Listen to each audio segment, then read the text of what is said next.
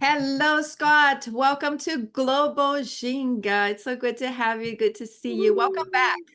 Thank you, Carla. It's been a minute. It's been a It's minute. been a minute. It's so So, great to see you again and be back together. thank you. Thank you. I have such great memories. Even the other day, I came across a video that I had. Actually, it's on YouTube. And it was about that show in downtown Pittsburgh. It was part of the Stay and Play Friday. I don't know if you remember, but that was a program that they were trying to get people to stay in downtown Yep, more and consume, just create more of a ambiance in downtown. And you guys came and we had that great party. I remember it very well. Yeah, then we did carnivals. Anyways, we go back a long way, so it's great to speak to Yes, we you today. do. It's great to see you too, Carla. So first things first, there are a lot of people that are listening now because it's now Global Ginga. Back in the days, I used to have a radio show called Cantinho Brasileiro no Rádio in Pittsburgh. Hmm. And then I started having these events called Global Beats because I heard so much great music in my station, my radio station, and I really wanted to get that out. Why not let people enjoy that music, right? So that's how Global Beats was started. And once I moved to California, couldn't stay away from music and from all that stuff. So I created a show at Stanford and it's now Global Ginga. And so tell our audience, what is Nation Beat about? What's your mission? Hmm. What's the musical mojo there? Because you have something very special and you are sticking to your mission. Yeah. It's 22 years sticking to the mission. The band Nation Beat has been going for 22 years now. And the mission is in a sense to bring together the music of Brazil and the United States um, through the eyes of contemporary, like it's like carrying the past to the present while we look to the future through the eyes of Brazil and the United States. And I've always seen a lot of similarities and a lot of parallels between our culture and our music, especially the music from the southern United States with Brazil, like specifically New Orleans and Louisiana. There's a lot of similarities and parallels. So our mission has always been to bridge Brazil and the United States musically. And something more specific, maracatu. Well, Maracatu was the foundation that I kind of constructed everything upon. And I discovered Maracatu. I mean, I learned about Maracatu through my mentor when I was a student in New York City. I was a jazz drummer studying jazz at the New School University. And Billy Hart, the great jazz drummer, he was the one who told me about Maracatu. And this is back in 1997, 1998. He had a cassette tape that had no label on it, and he just put it in and he played it and he's like, man, check this out. All I know about it is that it's called maracatu. And I said, well, that's the rhythm I'm going to go learn, and I'm going to come back and I'm going to bring it back to the US. And that's essentially what I did is I went down there, studied maracatu with my mentor down there, and also studied a lot of other different styles of music like forró and ciranda and cavalo marinho, Oh yeah. and brought that back and started classes. And then I started Nation Beat at the same time and started mixing all of that. How is it accepted throughout the US since you're combining these two types of music in countries? It's funny that you asked that because some people are like, what the heck am I listening to? And some people totally get it right away. I think that what we've been trying to do is bring Brazilian and American audiences together. We were talking about this and so what I've tried to do with our music and with the rhythms that I play on the drum set is to blend kind of New Orleans rhythms with maracatu and with forró in a way that an audience who has never heard us before, an audience member will hear something familiar. I'm always trying to put something familiar in the groove or in the melody or the harmony that we're playing so that it bridges those audience members together. Yeah, I love fusion. That's something about me. I love when I'm hearing something and then all of a sudden it goes in a different direction and I'm like, wait, what is this? Yeah. I just love that. And I think it takes so much talent to make that happen and to make it seamlessly because as you're describing, that's something that I have found as a DJ. I don't DJ, events so much anymore, but back in the days, that's how I would try to introduce new music to my audiences in Pittsburgh. It's Right. creating that fusion. So Right. talk about the band members because I see a lot of new folks here in the band. Who are they and what flavors do they bring to Nation Beat? Yeah, I mean, we have so back in the day, we used to it was fiddle and electric guitar. We had a lap steel guitar and electric bass, percussion and vocals, and that was when we were exploring really in depth, like the bluegrass and country and Cajun music with FORRO and maracatu. And there was always an underlying New Orleans kind of thing happening. But now I've gone really full on over into the New Orleans kind of funky world where it's a brass band now. So it's me on drums. We've got Heather Ewer on sousaphone. She's amazing. One of the greatest sousaphone players I've played I'm with. looking here at the on the website, the photo of you guys. Yeah, yeah. Mark It's the one in Collins. red. Yeah, she's the one with the big sousaphone. Yep. And on trumpet, we have our good friend Mark Collins. He's been with me since the very beginning of this sound change. So probably no, I was 7 years now. Um, and then Tom McHugh is on trombone. He's been with us for since pre-pandemic. He was on tour. He's been touring with us. So 5 years, 4 or 5 years. And then my partner, writing partner, and the arranger is Paul Carlin. He's on the saxophone, and he does all of the horn arrangements. And we write the songs, the music together. Yeah, Then that's beautiful. You guys look beautiful together. thank you, thank you. So that's the core group, and we're currently working with special guests, the South African singer Melanie Scholtz, who's on the album, and from Washington D.C. This amazing hip hop beatbox artist named Christylez Bacon. Where is he from? He's from D.C. Oh, DC. So he's really deeply rooted in the DC like go-go music scene, but he also goes to Brazil every year and is all connected in Brazil. So and he does beatbox and hip hop. So we wrote a couple of songs together for the album as well. So It's he fun. raps a little bit in the songs, right? Is that his writing as well? Yeah, we did a song called Give a Little. Paul and I wrote the music and he wrote the words, the raps for it. Oh, okay. Yeah, that's really cool. That was something very unique. So let's talk about the album, The Archaic Humans. Why the title? Archaic Humans. That's a great question. Archaic Humans. Paul Paul and I were talking about the concept of the album being that what we always want to do is carry the tradition, respect the traditions of all the folk music that came from before us, but we don't want to redo it the way it was done. We want to reimagine folk. We want to make our own folk music. But in order to do so, you have to bring the past with you to the present. And you have to reimagine the past in the present while you're thinking about the future. And so that's what part of the concept of Archaic Humans is, that we're carrying the music of the past with us to the present as we look towards the future. That's awesome. And are all the musicians like friends of yours through your music circle in New York? That's Yeah, pretty much everybody in the group right now is all, friends of friends, we're all in the circle in New York City. Everybody, we're all pretty much based in New York or New Jersey. We're in the tri-state area. So yeah, Oh, the album release party is coming up on the 15th. I thought it was behind us, but it's still coming up. June 15th at Joe's Pub. Oh, that's If gonna you be. have any friends, please invite them. Yes, hello New York City. Check out Nation Beat. Um, all right, so let's talk about the tour now. I'm looking here on the website as well, and you're now I'm looking at all the albums together. And the art is so cool. It's so festive. I love it. Do you have different designers that you work with?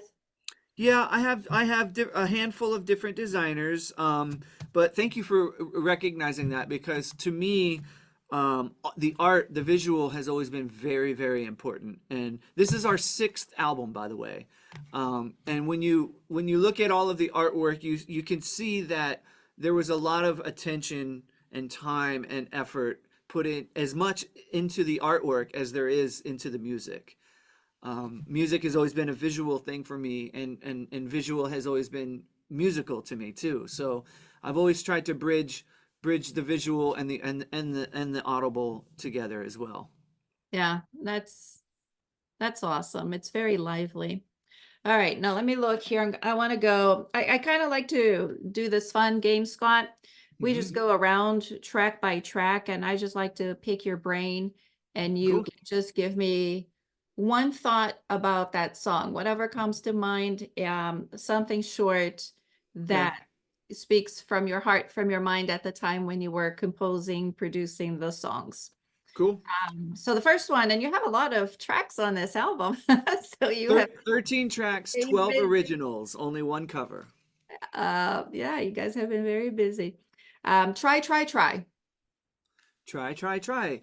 Awesome. That's a very short song. It's horns only, and it's try, try, try, give a little. Is so they're tied together. Try, try, try is an overture to another track on the song, which is called Give a Little.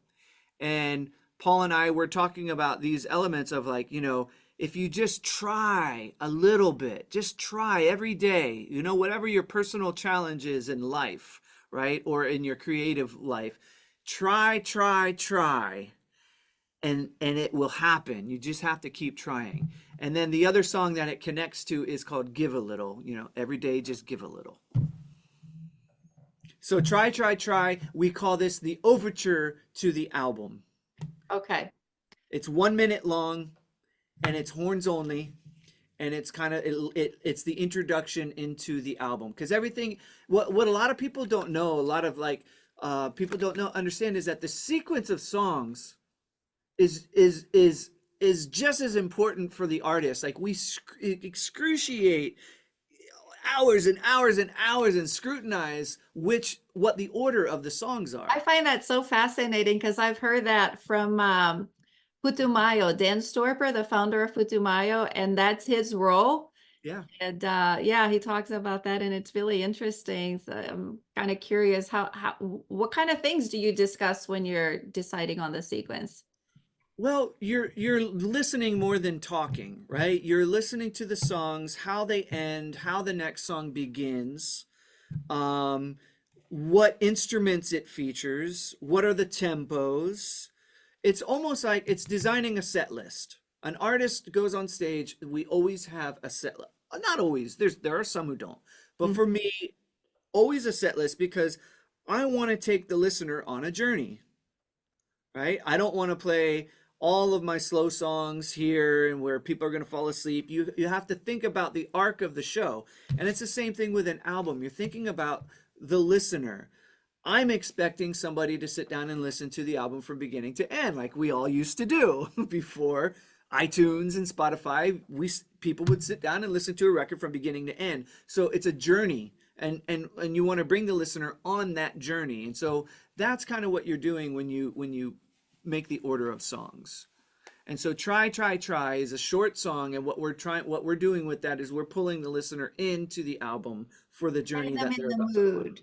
You're Exactly. like, sit down. I'm gonna get you a drink. Exactly. Here's a martini. Sit down and enjoy. So right now they're sitting down, they got their martini, and now they're listening to Science Tribes. Yes, science tribes. Again, you can start to see the theme of the titles going through this archaic human science tribes.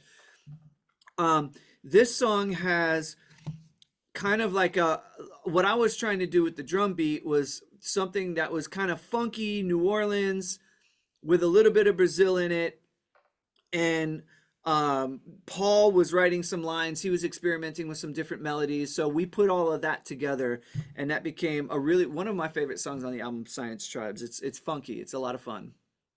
Maracatu Gigante. That's a song written by Paul. He wrote it for us, for the group. He's been accompanying me on my maracatu journey for many years. He did all the horn arrangements for the Maracatu New York album years ago. So he wrote this song for the group, and it's literally translates to giant maracatu, and it really is a giant maracatu. And we did it without any of the traditional maracatu drums. The idea was to, because when you hear a traditional maracatu group, for the listeners who don't know, there is sometimes 150, 200 drummers in the street playing this rhythm with humongous bass drums, and it literally feels like thunder. If you're ever next to a maracatu group in Brazil, it feels like it's thunder. It rattles the ground, it's an amazing feeling. And so what we wanted to do with this song was capture that energy and that feeling without all of the drums, with just me on drum set and the horns. And Paul did an amazing job on that arrangement, and I feel like he really captured the spirit of the traditional maracatu energy in that song. It's funny because I was at a concert yesterday, the Forró Sacana in Los Angeles. And when they started the maracatu, I thought of Nation Beat immediately, and all those memories came. And I just, like you said, I could feel like the thunder, and even the guys who could, they started jumping, and it's like all this energy. It was so cool, so amazing. Highly recommended. I don't play a lot of maracatu on my radio show, but when I do hear it, it's moving for sure. Yeah. The next one is the Archaic Human song. Exactly. So Archaic Humans, it starts off with me. I'm kind of doing a New Orleans kind of beat on the drums, and the horns are actually playing a maracatu rhythm. So there's that kind of thing that we're doing of putting these two worlds together. And Archaic Humans is the title track of the album, and the spirit of that is exactly what we just talked about, is reaching into the past, bringing the past to the present while we think about the future. So the song is melding some different elements of New Orleans and Brazil together, and it's a fun track. I love this one. It's such a delicate and uplifting song. Always Spring with You. Yes, and that's the one that features. That's one of the ones that features are the South African vocalist Melanie Scholtz. We wrote that song together. It started off. I play guitar as well, and it started off as kind of like a bluesy, folky kind of guitar line. And she really was inspired by it, and so she wrote the lyrics, and Paul wrote all of the horn parts to it. And I'm really, really happy with how that came out. Yeah, very uplifting. And a great hook, Hey, it's always spring with you. Yeah, Who doesn't love springtime, and right? it is spring. And this one has a funny title, Forró le Funk. Le funk. It's the funky forró. Another Paul Carlin. The French funky forró. Yeah, exactly. Yeah, that one's super funky. It features Heather, sousaphone player, at the beginning of the song. That one rocks out, and that one really takes forró and funk and really incorporates it. So you can feel that forró meets New Orleans kind of vibe in that track. Give a Little. That one features Christylez Bacon on the vocals, on the rap, and again, Paul and I were talking about that concept of, if every day, if you just try, if you just give a little, over the course of time, you start to make a lot of progress. It's never too late to start something. You're never too old to start something. All of these tropes that people fall into, right? No, just try, just give a little. And Chris really nailed the lyrics on this. It's personal to him, but also universal, I think, to a lot of people who struggled as youngsters trying to figure something out, or who are currently struggling with something, trying to figure it out. He really captures the spirit of, if you just give a little each day, you're going to get a lot back. I'm gonna skip one and go to another one just for the sake of time. This Sure. gets me really excited when I'm listening to it in the car. It's a race car. Oh, cool. Really? You like that one? I love it. I love it. Because I'm still trying to listen and learn the names, right? So I listen and I'm like, oh, I really like this song. And I look at it and it's race car. Yeah. So that's funny. I wrote that one. And I was thinking about the songs on the album, and I was like, we really need an ahasta pay. We don't have an ahasta pay. You know, an ahasta pay is a rhythm from the Northeast. It's part of the FORRO umbrella. And so the rhythmically, I'm playing this Brazilian rhythm called ahasta pay. But I was also thinking about like a race car, like a car race.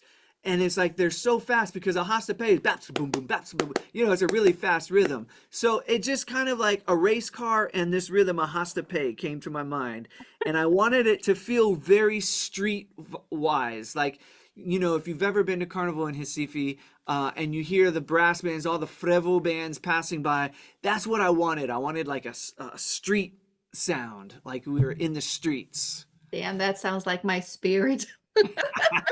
I like it. Okay, so Yes. this one is a cover, and I thought it was very interesting and beautiful, and you made it bilingual. Inútil paisagem. Yeah, so that was a brave step for us. Very much outside of the, you know, the style of repertoire that we would normally choose. Paul wrote an amazing arrangement of it. And he really captured the spirit of Nation Beat and was able to kind of make that arrangement have that spirit in it. We do it as a maraca too, right? And for the listeners who don't know, it's a standard. It's a Jobim standard. It's a bossa nova, one of the classics. Elis Regina sang it, and it's just one of the greatest recordings of all time. And it was a daunting task to take over this. And I really like the way it came out, and I like how you mentioned, yeah, there's the bilingual version. Those lyrics were written, I forget who wrote those lyrics, but they were part of the Elisa Gina days, I think. And yeah, I feel like we did some justice to the song. I don't think Jobim's rolling over in his grave today. I So hope yeah, not. it's beautiful and it's different because a lot of these songs have been covered in, so many times. But this gave it a new flavor. It was really nice. Scott, just thinking about artists that are starting their career and looking for maturity or for the phases, you've already gone through so many phases in your career with Nation Beat. What are some of the recommendations? And I think we have about 4 minutes left here. What Yeah. are some of the recommendations for somebody starting in the scene? I guess I'm not really thinking about like your regular American band, a band that's trying to do something unique, and maybe a foreign band, a foreign artist trying to come into the American circuit. Yeah, I would say, I mean, there's, we could talk about this forever, but you know, quickly, I would say, you know, have a goal, have various sets of goals. You know, I've noticed that a lot of band leaders don't have 5-year goals, 10-year goals, and 20-year goals. You have to have that. You have to have that for yourself and for your business. Your band is a business. I know artists hate to hear that word business, but it is. If you want it to be successful over time, you have to treat it as a business. And that's the hardest part for us as artists, is that balancing act between the passion and the art and the business side of it. A lot of artists neglect the business side and go all in on the passion and the art, and that usually ends up falling apart. So have very clear goals, set goals, is very important. Um, be very transparent with the artists that you work with. You know, have agreements, specifically written agreements. Just, you know, hey, let's make this album together. And if we go to the tops of the pops, we're all going to go to the tops together. You know, these are things that like artists want to know when they're working with you, when they're investing with you, when they're leaving their families to go on tour with you, you know. So things like this, you know, and just always be willing to adapt, and don't be afraid to have other sources of income, because the other sources of income could be the missing link that's going to help you produce what you need to produce artistically to get your art out there and going. So, you know, like I said, we could talk about this for weeks, Carla. We could do a whole Yeah, course maybe on we it. can do another talk about that. That would be fun. I would like to do that. Yeah. Can I ask you for, do you have a pandeiro close to you? Do I have a pandeiro close to me? She asked. She asked if I have a pandeiro. This isn't even planned. Because I am dying to learn how to play pandeiro. Well, you know, I have a book. I just released a book last year, The Essential Pandeiro Method. Oh, there you go. That's online, and it comes with a free online course. When you get the book, you get an online course.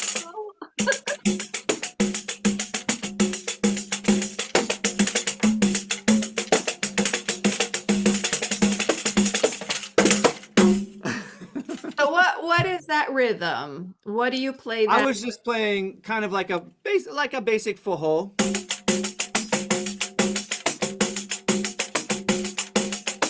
Would that be the same for Coco? It would be a very similar thing for Coco. You could do exactly that, or you could. But it's a very similar cell, rhythmic cell that happens there. And maracatu? Ooh.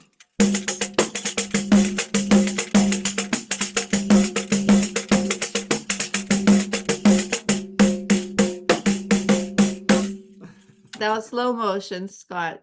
2, 2, 2. Slow motion with your hand. Well, the first thing you want to do is just work on heel, toe, heel, toe, heel, toe, heel, toe. All right, this is the first thing and it's all about the left wrist. It's all about being able to do this. Okay. And then you do this for a long time. And then you work on your sounds. You've got tones, different tones, like your bass tone and a slap tone. So then you start putting all of that together. You start getting this, and then bass tone, slap tone.